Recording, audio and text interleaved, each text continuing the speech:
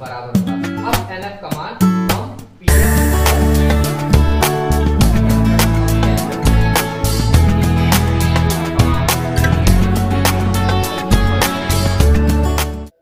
Hello students, जैसा कि हम कल के वीडियो में गोलीय दर्पण द्वारा प्रतिबिंबों का बनना देखे, वस्तु कहाँ पे रखा हुआ है, तो अवतल दर्पण द्वारा प्रतिबिंब कहाँ बन रहा है, उत्तल दर्पण में वस्तु कहाँ पे रखा हुआ है तो उसका प्रतिबिंब कहाँ बन रहा है। तो अभी हम इससे आगे वाले टॉपिक पे बात करेंगे इस वीडियो में। इसमें हमारा पहला टॉपिक होगा संयुग्मी फोकस। संयुग्मी फोकस किसे कहते हैं? तो संयुग्मी फोकस मुख्य अक्ष पर स्थित वे दो बिंदु होते हैं जिनमें पहले बिंदु पर रखे वस्तु का प्रतिबिंब दूसरे बिंदु पर बनता है तथा दूसरे बिंदु पर रखे वस्तु का प्रतिबिंब पहले बिंदु पर बनता है। संयुग्मी फोकस को किरण आरेख द्वारा समझते हैं कि हम जो बोल रहे हैं वह किरण आरेख द्वारा कैसे होगा। तो जैसे मान लीजिए कि ये एक अवतल दर्पण है। अवतल दर्पण का ये ध्रुव P है, ये मुख्य अक्ष है। अब हमने क्या कहा कि मुख्य अक्ष पर स्थित वे दो बिंदु संयुग्मी फोकस कहलाते हैं जिसमें एक बिंदु पर रखे वस्तु का प्रतिबिंब दूसरे बिंदु पर बनता है तथा दूसरे बिंदु पर रखे वस्तु का प्रतिबिंब पहले बिंदु पर बनता है। ऐसे दो बिंदुओं को हम क्या कहते हैं? संयुग्मी फोकस कहते हैं। जैसे देख लीजिए कि मान लीजिए एक वस्तु है AB जो C के पीछे यानी अनंत और C के बीच में कहीं रखा हुआ है, तो इसका प्रतिबिंब कहाँ बनेगा? तो अनंत और वक्रता केंद्र के बीच रखे हुए वस्तु का प्रतिबिंब कहाँ बनता है? तो वक्रता केंद्र और फोकस के मध्य में बनता है। तो अब हम A से एक प्रकाश किरण C के मुख्य अक्ष के समांतर ले जाएंगे तो वो कहां से होकर जाएगा? तो वो फोकस से होकर जाएगा।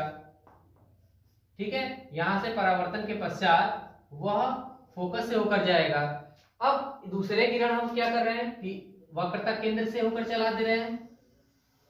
वक्रता केंद्र से होकर आने वाली प्रकाश किरणें परावर्तन के पश्चात कहां से जाती हैं? तो इसी मार्ग पर वापस लौट जाती हैं।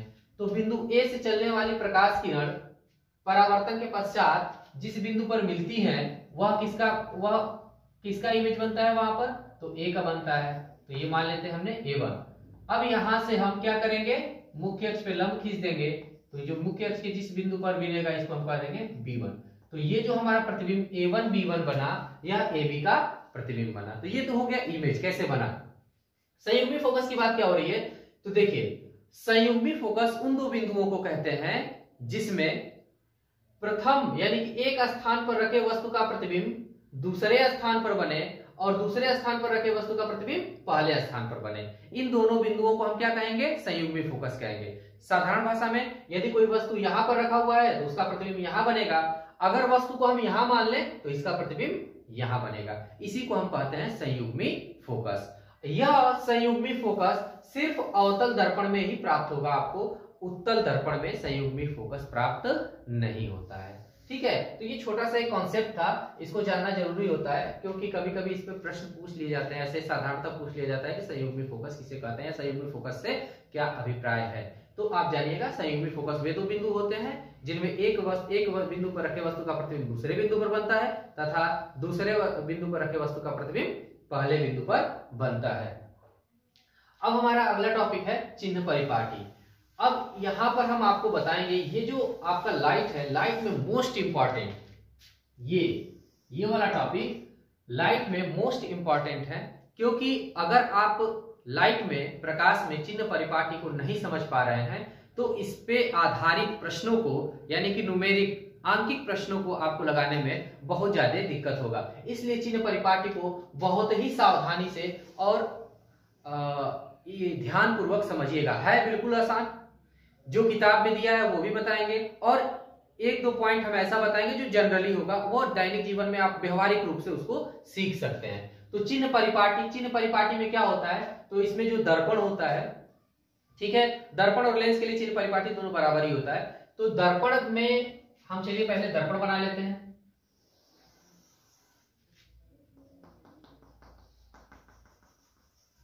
ये हो गया दर्पण। कोई भी गोली दर्पण ले लीजिए। हमने यहाँ पर अवतल दर्पण ले लिया है। ये हो गया हमारा क्या, मुख्य अक्ष। ये हो गया बिंदु P। तो चिन्ह परिपाटी में, चिन्ह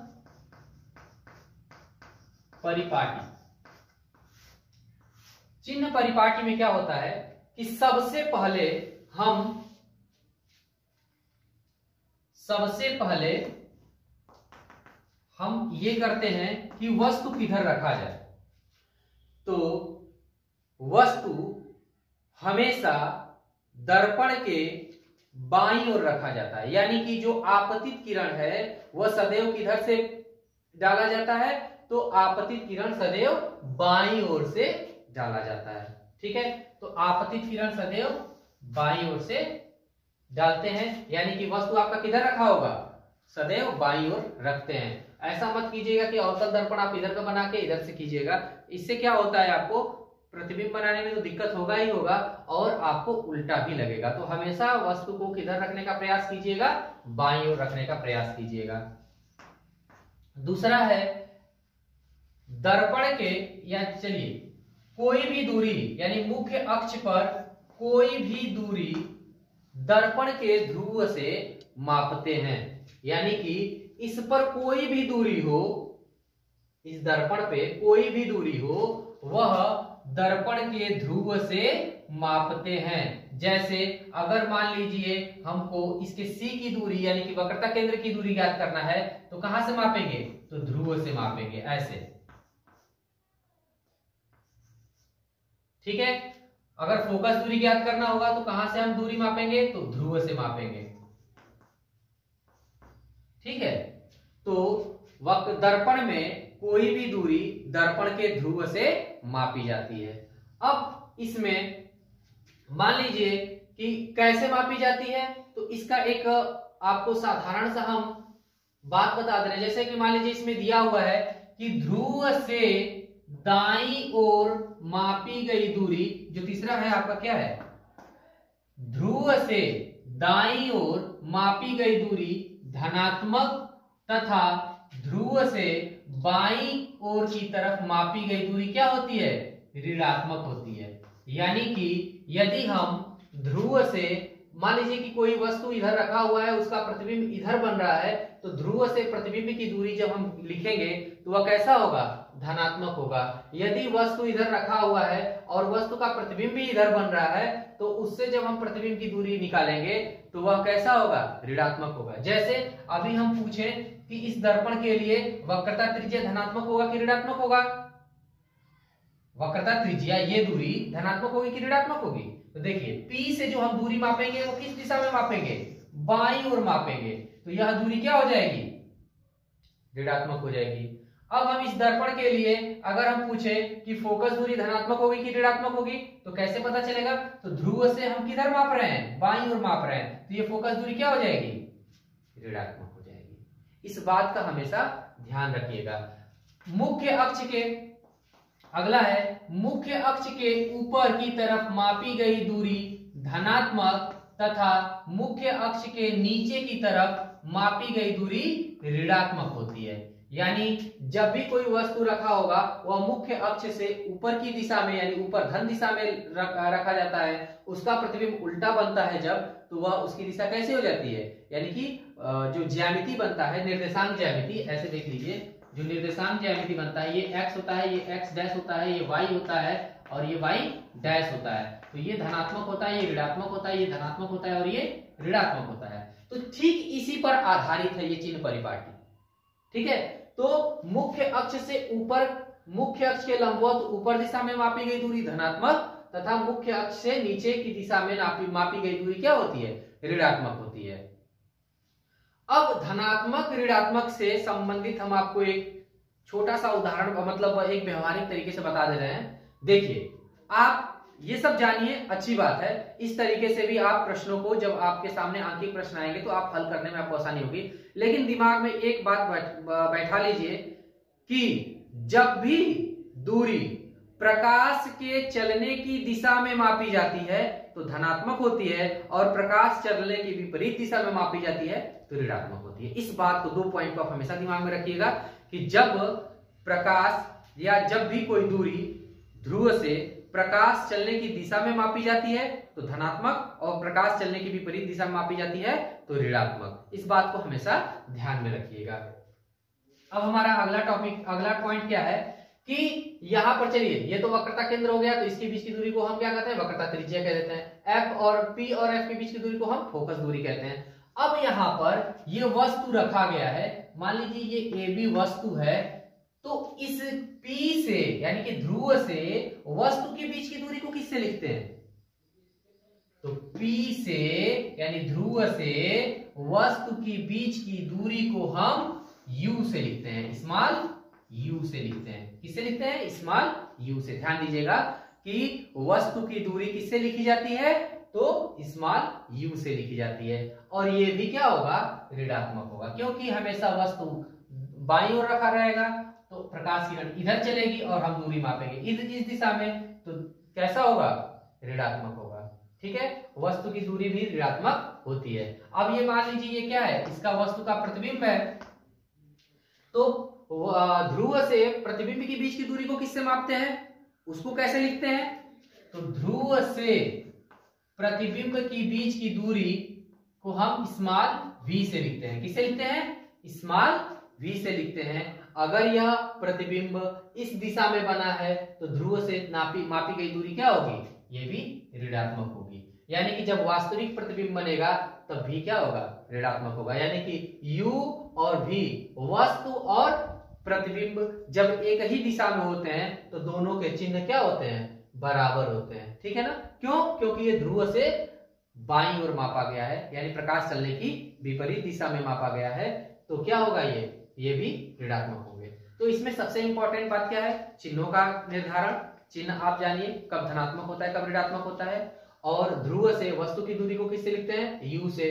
ध्रुव से प्रतिबिंब के बीच की दूरी को किससे लिखते हैं, v से। ध्रुव से वक्रता केंद्र के बीच की दूरी को किससे लिखते हैं, यानी वक्रता त्रिज्या r से। और ध्रुव से फोकस के बीच की दूरी को किससे लिखते हैं, f से। यहां पर मुख्य अक्ष से वस्तु की लंबाई को यानी ऑब्जेक्ट O से लिखते हैं, और प्रतिबिंब की लंबाई को I से लिखते हैं, यानी लेंथ ऑफ इमेज और ये लेंथ ऑफ ऑब्जेक्ट। यानी कि वस्तु की लंबाई को O से और प्रतिबिंब की लंबाई को I से लिखते हैं। तो ये है आपका चिन्ह परिपाटी। आप एक बात ध्यान में रखिएगा कि जब भी हम कोई भी दूरी दर्पण से प्रकाश चलने की दिशा में मापेंगे तो धनात्मक, और प्रकाश चलने की विपरीत दिशा में मापेंगे तो ऋणात्मक। मुख्य अक्ष के ऊपर लंबवत मापेंगे तो धनात्मक, और मुख्य अक्ष से नीचे मापेंगे तो ऋणात्मक होता है। इस बात को हमेशा ध्यान में रखिएगा। ठीक है, अब आपका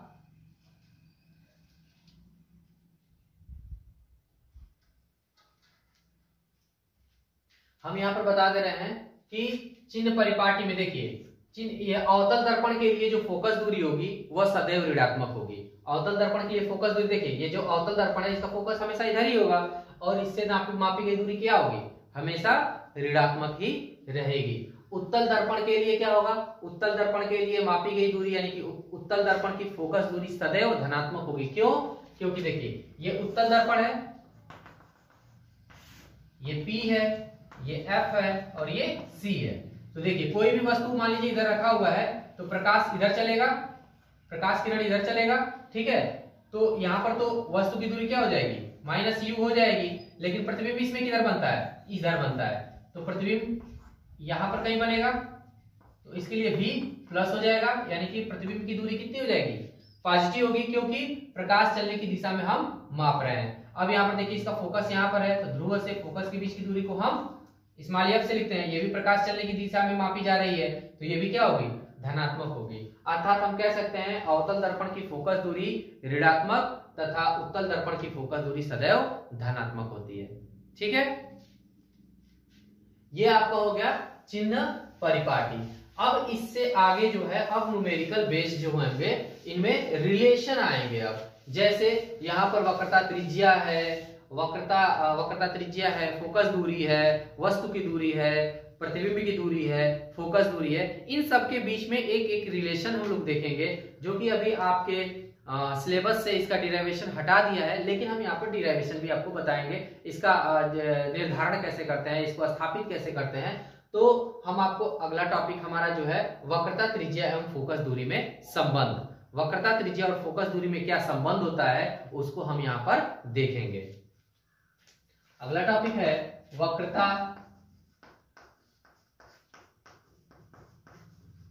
त्रिज्या यानी r तथा फोकस दूरी, इसको इस मान से लिखते हैं, वक्रता, त्रिज्या r तथा फोकस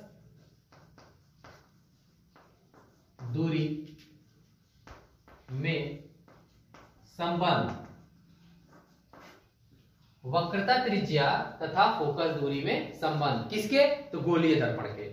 अब यहाँ पर गोलीय दर्पण कितने हैं? 2 हैं। तो हम अवतल दर्पण के लिए मान ले रहे हैं, अवतल दर्पण के लिए हम सिद्ध कर रहे हैं, जो अवतल दर्पण के लिए वक्रता, त्रिज्या और फोकस दूरी में संबंध रहेगा, वही चीज उत्तल दर्पण के लिए भी रहेगा, वही संबंध उत्तल दर्पण में भी रहेगा। तो चलिए हम यहाँ पर देख लेते हैं अवतल दर्पण के लिए। ये एक अवतल दर्पण है, ये आपका हो गया मुख्य अक्ष, ये हो गया पॉइंट सी यानी वक्रता केंद्र। अब मान लीजिए कोई भी वस्तु है, ठीक है, कोई वस्तु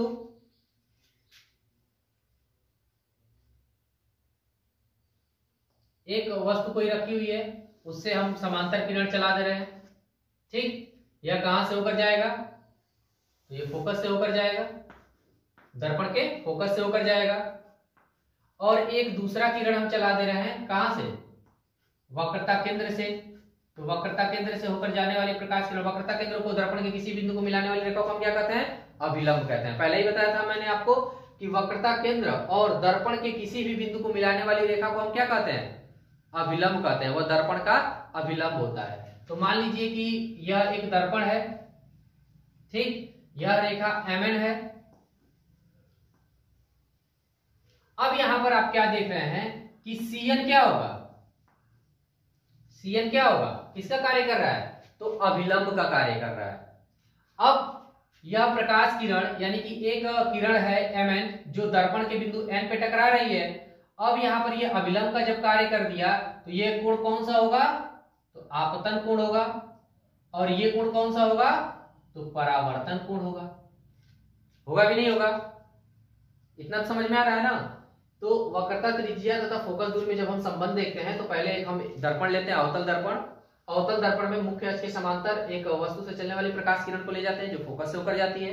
दूसरा कि हम दर्पण के वक्रता केंद्र को दर्पण के किसी बिंदु से मिलाते हैं जो कि दर्पण के लिए अभिलंब का कार्य करता है। अब यहाँ पर परावर्तन के नियम से क्या मिलेगा आपको कि कोण,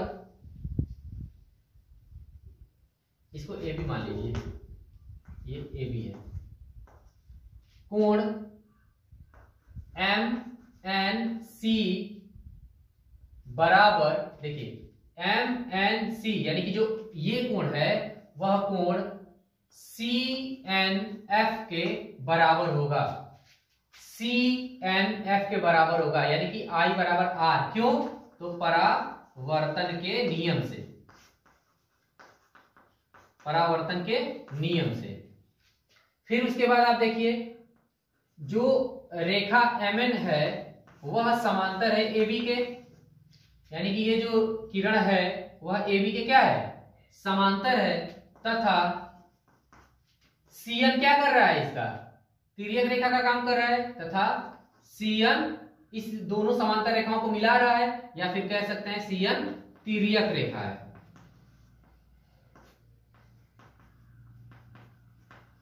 देखिए MN तथा AB ये दोनों कैसी रेखाएं हैं? समांतर रेखाएं हैं। और CN क्या कर रहा है? इन दोनों समांतर रेखाओं को मिला रहा है या फिर तिर्यक का काम कर रहा है। तो आपने समांतर रेखाओं को जब एक तिर्यक रेखा काटती है तो आपने एक प्रमेय पढ़ा होगा कि उनके एकांतर कोण आपस में बराबर होते हैं, यानी कि MNC इज इक्वल टू क्या हो जाएगा? कोण NCF, यानी कि MNC यानी कोण I इस कोण के क्या होगा, बराबर हो जाएगा एकांतर कोण के नियम से। एकांतर के नियम से यहां पर लिखते रहे एकांतर कोण, एकांतर कोण।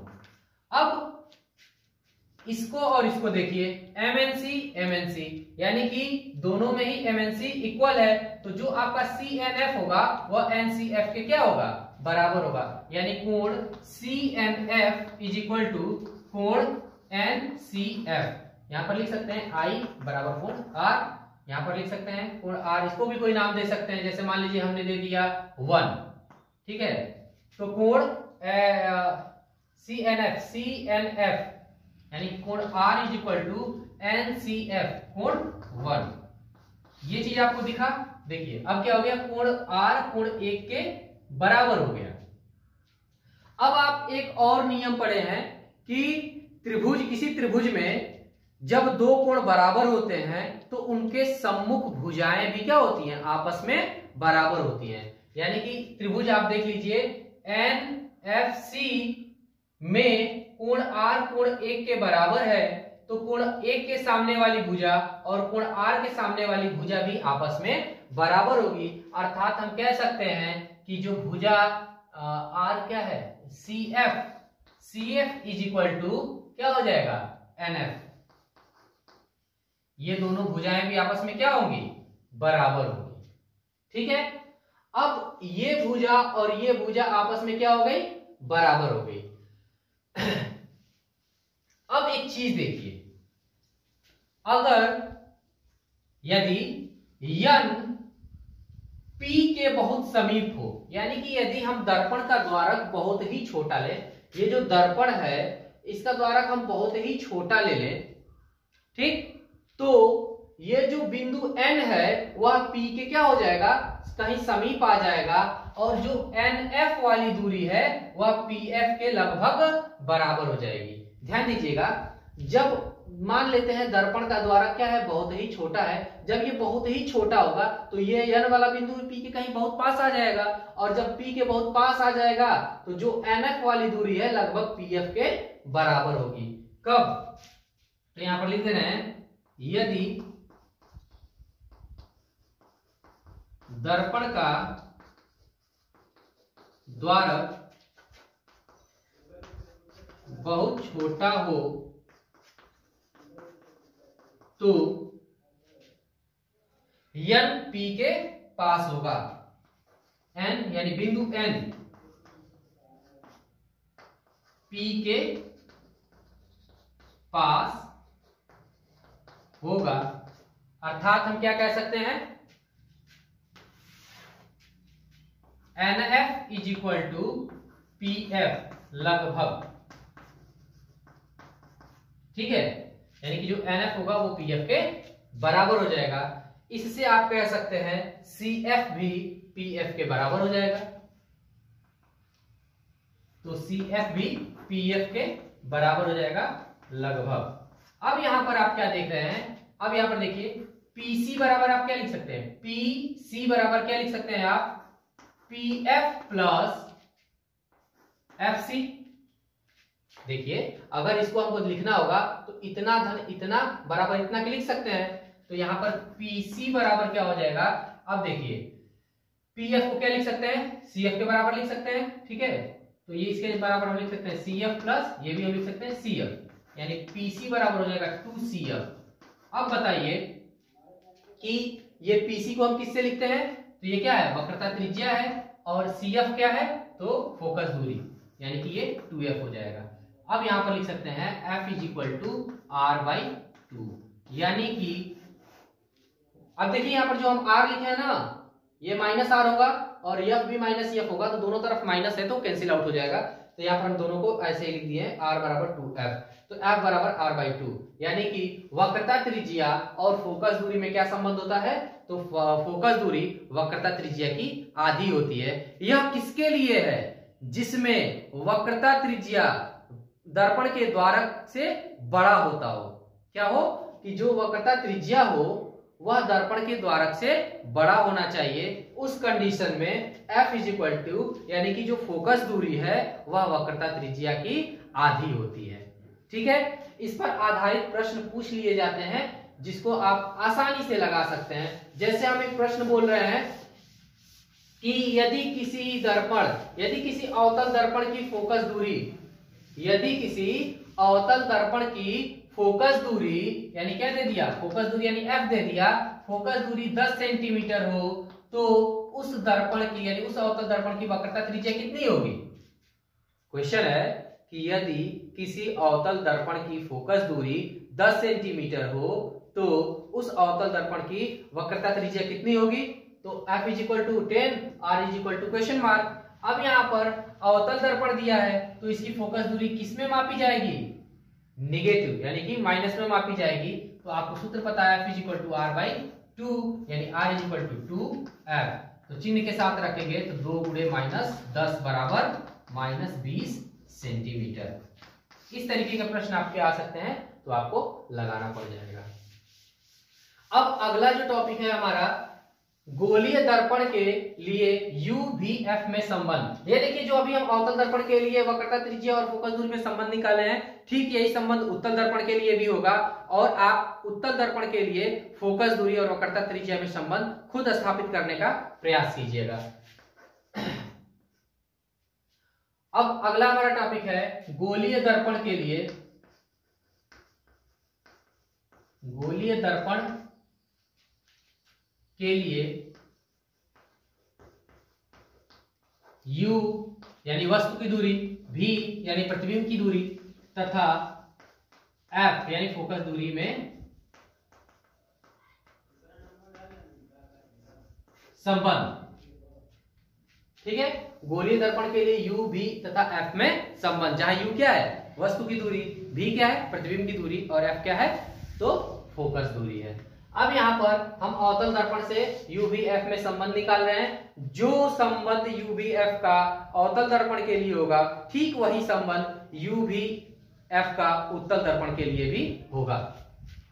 अब यहाँ पर हम एक अवतल दर्पण ले रहे हैं।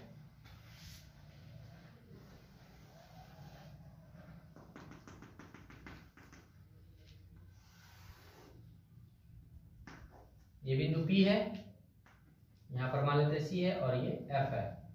मान लेते हैं कि कोई वस्तु यहाँ पर रखा हुआ है, इससे एक समांतर किरण, ये जैसे मान लीजिए ये A है और ये क्या है B है। ठीक है, ये F है, ये M है। ठीक, अब एक वस्तु यहाँ पर रखा हुआ है तो इससे हम एक समांतर किरण जब चलाएंगे तो ये कहां से जाएगा तो F से होकर जाएगा यानी फोकस से होकर जाएगा। दूसरा किरण हम चला दे रहे हैं कहां से तो C से यानी कि वक्रता केंद्र से। तो वक्रता केंद्र से होकर जाने वाली प्रकाश किरण दर्पण से टकराने के पश्चात कहां से जाती हैं तो उसी मार्ग पर वापस लौट जाती हैं। तो यहाँ पर एक वास्तविक और उल्टा प्रतिबिंब बना किसका AB का। तो मान लेते हैं वो है A1 और B1। ठीक है, यम से हम मुख्य अक्ष पर एक लंब खींच दे रहे हैं जिसका नाम हम रख दे रहे हैं M। ठीक, अब यहाँ पर ये भी देखिए आपके सिलेबस में इसका जो स्थापन है, इस सूत्र का स्थापन आपके सिलेबस में नहीं है, लेकिन यहाँ पर आप इसको जानेंगे तो ज्यादा बेटर होगा। अब यहाँ पर देखिए, अब क्या करते हैं यहाँ पर कि यहाँ पर ये किरण आरेख खींच लिया हमने। सबसे पहले एक हम अवतल दर्पण लेंगे, उसके सामने एक वस्तु रखेंगे, वस्तु से चलने वाली प्रकाश किरणों से हम उसका प्रतिबिंब A1 B1 बना लेंगे। यम से एक लंब मुख्य अक्ष पर खींच लेंगे।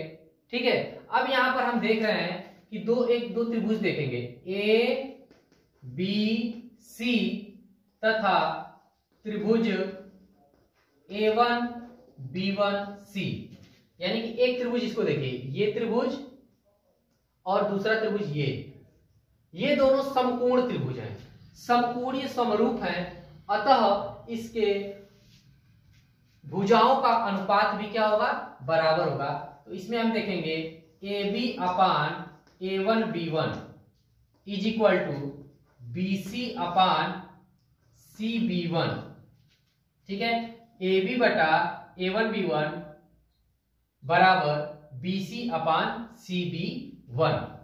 ठीक है, ये इक्वेशन नंबर आप 1 मान लीजिए। फिर दूसरा एक समकोण त्रिभुज आपको दिख रहा होगा, A1 B1 F तथा त्रिभुज MNF, ये भी समकोण त्रिभुज। देखिए A1 B1 F तथा MNF, ये भी समकोणीय त्रिभुज है, समकोणीय समरूप है।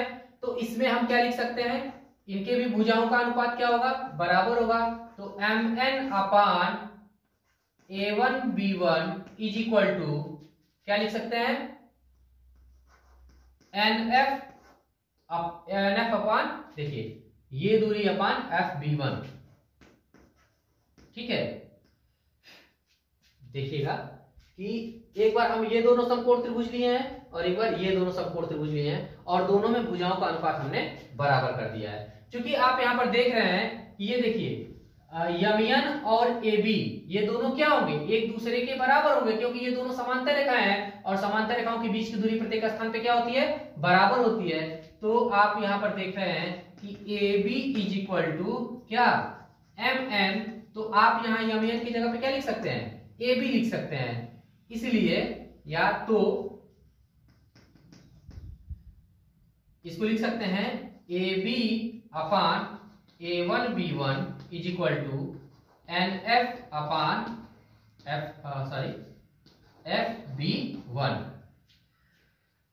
अब यहां पर एक चीज और देखिए,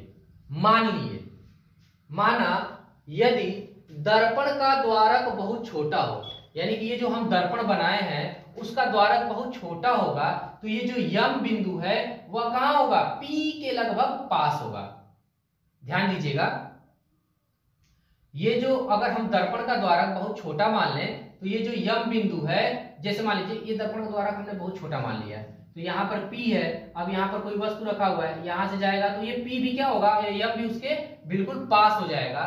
तो जो NF की दूरी थी वह PF के लगभग बराबर हो जाएगी। ध्यान दीजिएगा इस बात को, यदि दर्पण का द्वारक बहुत छोटा मान लिया जाए तो ये बिंदु M P के बहुत समीप आ जाएगा, जिससे ये NF की दूरी PF के लगभग बराबर हो जाएगी। तो यहां पर लिख रहे हैं, यदि दर्पण का द्वारक बहुत छोटा हो तो यम P के पास होगा, यम P के पास होगा। अतः क्या हो जाएगा, NF जो है वह PF के लगभग बराबर होगा, PF के बराबर होगा। अब NF का मान हम PF यहां पर लिख सकते हैं। तो यहां पर अब क्या लिख सकते हैं, AB upon A1 B1 is equal to PF upon FB1। Equation number 2 मान लेते हैं इसको। अब देखिए यहां पर इक्वेशन नंबर 1 और इक्वेशन नंबर 2 में आप देखेंगे कि लेफ्ट हैंड साइड बराबर है। यहां पर भी AB अपान A1 B1 है और यहां पर भी AB अपान A1 B1 है। तो जब लेफ्ट हैंड साइड बराबर है तो राइट हैंड साइड भी क्या होगा, बराबर होगा। तो यहां पर हम लिख सकते हैं समीकरण 1 और 2 से, समीकरण 1 और 2 से BC upon CB1 equal to PF upon FB1। देखिए BC अपान CB1 बराबर PF अपान FB1। अब ये जो दोनों मान लिखे गए, देखिए अब कहां, अभी किरण आरेख में देखिए कि BC कहां है, तो यहां पर है, CB1 कहां है, तो यहां पर है, PF कहां है, तो यहां पर है, और FB1 कहां है, तो यहां पर है। लेकिन अगर आपको संबंध स्थापित करना है U, V तथा F में, तो पहली बात कि सभी दूरियां हमको कहां से लेनी पड़ेंगी, तो P से लेनी पड़ेगी। तो BC को जब हमको लिखना होगा, BC को, तो हम क्या लिख सकते हैं, ये देखिए, ये पीबी में से अगर हम पीसी को घटा दें तो हमारा बीसी मिल जाएगा। तो बीसी को हम क्या लिख सकते हैं, PB minus PC, PB minus PC लिख देंगे तो हमारा ये बीसी मिल जाएगा। फिर हमको CB1 चाहिए, तो अब देखिए पीसी माइनस PB1, देखिए यहां से पीसी में से अगर हम PB1 घटा दें तो हमारी ये दूरी मिल जाएगी। PF, तो ये दूरी तो है ही, तो इसको हम ऐसे ही छोड़ देते हैं, PF अपान FB1, तो इसको घटाने के लिए हम क्या करेंगे, तो PB1 माइनस PF, इसको ऐसे हम लिख लेते हैं। अब यहां पर देखिए PB क्या है, तो ध्रुव से, और ये क्या है, वस्तु है, तो ध्रुव से वस्तु की दूरी है PB। PC क्या है, तो ध्रुव से वक्रता केंद्र की दूरी है। और क्या है PB1 क्या है, तो ध्रुव से प्रतिबिंब की दूरी है। ठीक है, अब इन सब मानों को हम चिन्हों के साथ रखते हैं। तो PB का मान क्या होगा, PB के मान को हम किसे लिखते हैं, U से, लेकिन किरण चलने की विपरीत दिशा में मापी गई है, तो PB के बीच की दूरी क्या होगी, -U। ठीक है, PC क्या होगा, तो PC के बीच की दूरी को किससे लिखेंगे हम, तो ये भी माइनस में होगा, ये होगा -R। ठीक है, ये देखिए, ये तो पहले से माइनस है ही। अब PC की दूरी किसमें होगी, ऋणात्मक होगी ना, क्योंकि इसके बाईं तरफ मापा गया है, प्रकाश चलने की विपरीत दिशा में, तो ये -R हो जाएगा। अब PC है, PC वही चीज हो जाएगा, -R, फिर PB1 यानी कि -V। ठीक, बराबर क्या हो जाएगा, PF बराबर क्या है, यानी कि वो फोकस दूरी है, F हो जाएगा ऋणात्मक में, और बटा PB1 क्या है आपका, तो प्रतिबिंब की दूरी है, तो -V, और माइनस यहां पर है तो माइनस लिख देते हैं, PF क्या है, -F। ये आपका हो जाएगा इसका चिन्ह के अनुसार उनका रूपांतरण। अब आपको संबंध किसमें चाहिए, U, V तथा F में, तो यहां पर हमको R हटाना पड़ेगा, और R और F में आपको संबंध पता है क्या होता है, R और F में संबंध, तो यहां पर हो जाएगा -U, और ये माइनस माइनस प्लस हो जाएगा, और R बराबर क्या होगा, तो यहां पर ध्यान दीजिए, F बराबर R/2, तो R बराबर 2F, ये लिख दीजिएगा यहां पर 2F बटा -2F, ये प्लस V, बराबर क्या हो जाएगा, -F अपान -V प्लस F, ये आपका हो जाएगा। अब दोनों तरफ क्या करेंगे, मल्टीप्लाई करेंगे, मल्टीप्लाई करके जब आप कैलकुलेट करेंगे तो आपका मिल जाएगा 1 अपान F = 1 अपान V प्लस 1 अपान U। ये काम हम आपके लिए छोड़ दे रहे हैं, इसके बाद आपको हल करके एक समीकरण मिल गया, इसके बाद हल करके आपको ये चीज लाना है। तो जब आप इसको हल करेंगे तो आपको मिलेगा 1 अपान F = 1 अपान V प्लस 1 अपान U। यही होता है गोलीय दर्पण के लिए U V F में संबंध। यह संबंध आपको उत्तल दर्पण के लिए भी मान्य होगा, तो उत्तल दर्पण के लिए आप खुद निकालिएगा। ठीक है, करना क्या है, कुछ नहीं, सबसे पहले एक किरण आरेख खींचेंगे, उसमें एक त्रिभुज, ये दोनों त्रिभुज को पहले लेंगे, उसमें भुजाओं का अनुपात बराबर कर लेंगे, फिर ये वाला और ये वाला त्रिभुज लेंगे, उसमें भुजाओं का अनुपात बराबर कर लेंगे, फिर उसमें देखिएगा आप कि ये AB MN के बराबर होगा, तो MN की जगह AB रख दीजिएगा। फिर आप देखिए, अगर मान लीजिए द्वारा बहुत छोटा हो तो MP के पास होगा, तो NF बराबर PF, तो यहाँ पर NF की जगह PF रख दीजिएगा। फिर इसमें एक साइड बराबर, दूसरा साइड भी बराबर हो जाएगा। अब इनको आप ध्रुव से, सभी दूरियों को ध्रुव से लेंगे, तो ध्रुव से लेने के बाद फिर चिन्हों के साथ इनका मान रख देंगे। जब इसको कैलकुलेट करेंगे तो आपको 1 अपान F = 1 अपान V प्लस 1 अपान U प्राप्त होगा। यही सूत्र, यही संबंध आपका उत्तल दर्पण के लिए भी मान्य होगा। अब इस पर आधारित आंकिक प्रश्न होंगे जो कि बोर्ड एग्जाम के लिए बहुत ही इंपॉर्टेंट है, उसको आपको एक अलग से वीडियो बनाकर दिखाया जाएगा। इसके बाद आपका है रेखीय आवर्धन, ठीक, समतल दर्पण, उत्तल दर्पण की पहचान और उपयोग। तो ये सभी चीजें यानी कि रेखीय आवर्धन, समतल दर्पण, उत्तल दर्पण की पहचान तथा उपयोग और आंकिक प्रश्न, ये हम अगले वीडियो में डिस्कस करेंगे। तब तक इसमें आपको जो भी चीज नहीं समझ में आएगा इसको आप क्वेश्चन के माध्यम से, आप कमेंट के माध्यम से आप पूछ सकते हैं कि इसमें क्या चीज आपको समझ में नहीं आया है, उसको सही करने के लिए, उसको समझाने के लिए प्रयास किया जाएगा। तो इसमें इतना ही था, 4 टॉपिक था। इसको अच्छे से समझिएगा और कॉपी पे लिख लीजिएगा। धन्यवाद।